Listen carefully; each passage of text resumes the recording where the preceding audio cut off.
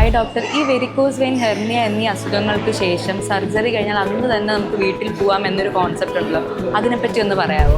പൊതുവേ പഴയൊരു കൺസെപ്റ്റ് എന്നാൽ ഓപ്പറേഷൻ കഴിഞ്ഞ് കഴിഞ്ഞാൽ കുറേ ദിവസം റെസ്റ്റ് എടുക്കണം, എല്ലാം ശരിയായതിനു ശേഷമേ ആശുപത്രി വിടാവുന്നതാണ്. പക്ഷേ ഇപ്പോൾ അങ്ങനെയല്ല കൺസെപ്റ്റ്. ഇപ്പം എത്രയും പെട്ടെന്ന് നോർമൽ ലൈഫിലേക്ക് തിരിച്ചു വരിക എന്നുള്ളതാണ് ഇപ്പോഴത്തെ കൺസെപ്റ്റ്. അപ്പം അതിൻ്റെ പാട്ടാണ് ഡേ കേസ് സർജറി എന്നൊരു കൺസെപ്റ്റ് തന്നെ വന്നത്.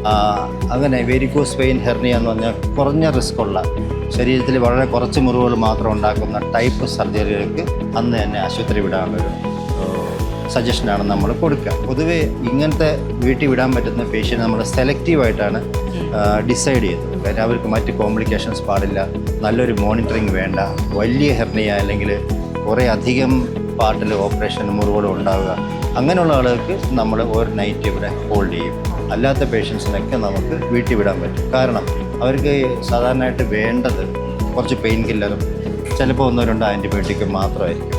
പിന്നെ ഒരു ക്രൈറ്റീരിയയും കൂടെ ഉള്ളത്, ഈ പേഷ്യൻസ് എല്ലാം തന്നെ എന്തെങ്കിലും ആവശ്യം വന്നാൽ നമ്മളെ തിരിച്ച് ആശുപത്രിയിൽ എത്താനുള്ള രീതിയിൽ ഒരു കൺവെയൻസ് അവർക്ക് വേണം. അല്ലെങ്കിൽ അത്രയും അടുത്തായിരിക്കണം അവരുടെ വീട്, പ്രോബബ്ലി സംതിങ് വിത്തിൻ 20 കിലോമീറ്റേഴ്സ്. അങ്ങനെയൊക്കെ ആണെങ്കിൽ ഡെഫിനറ്റ്ലി ആ പേഷ്യൻസിനൊക്കെ നമുക്ക് ആശുപത്രി വിടാൻ പറ്റും.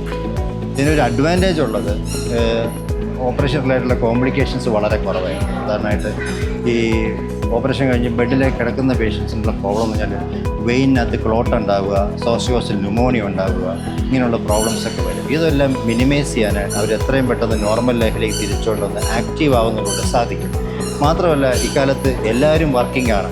ഇപ്പം ഓഫീസിൽ നിന്നൊക്കെ വിട്ടു നിൽക്കുക, ലീവ് എടുക്കുക എന്നൊക്കെ പറഞ്ഞ് വളരെ ബുദ്ധിമുട്ടുള്ള കാര്യമാണ്. കൂടെ നോക്കാനും ആൾ കാണത്തില്ല. അങ്ങനെയുള്ള ആൾക്കാർക്കൊക്കെ ഈ ഒരു type surgery, day case surgery എന്നുള്ള കൺസെപ്റ്റിൽ ഹെർണിയയും വെരിക്കോസ് വെയിനും തന്നെ നമ്മൾ ഈ ഒരു പ്രോഗ്രാമിലൂടെയാണ് ചികിത്സിച്ച് വിടേണ്ടത്. അതാണ് അവർക്ക് ഏറ്റവും നല്ലത്. അതുകൊണ്ട് തന്നെ ഞാനിപ്പോൾ പറഞ്ഞല്ലോ, ഇപ്പോൾ വെരിക്കോസ് വെയിൻ ഹെർണിയ എന്ന 2 ടൈപ്പ് അസുഖങ്ങൾക്കും അതിൻ്റെ ഗ്രാവിറ്റി ചാൻസ് ഡിസൈഡ് ചെയ്ത് ഡേ കേസ് സർജറി അഡ്വൈസ് ചെയ്യുകയാണെങ്കിൽ അവർക്ക് അന്ന് തന്നെ ആശുപത്രി വിടാൻ പറ്റും. അതിൻ്റെ അഡ്വാൻറ്റേജസും ഞാൻ പറഞ്ഞു.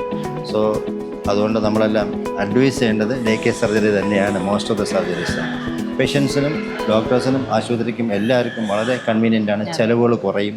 അങ്ങനെ പല രീതിയിലും അതിന് നേട്ടമുണ്ട്.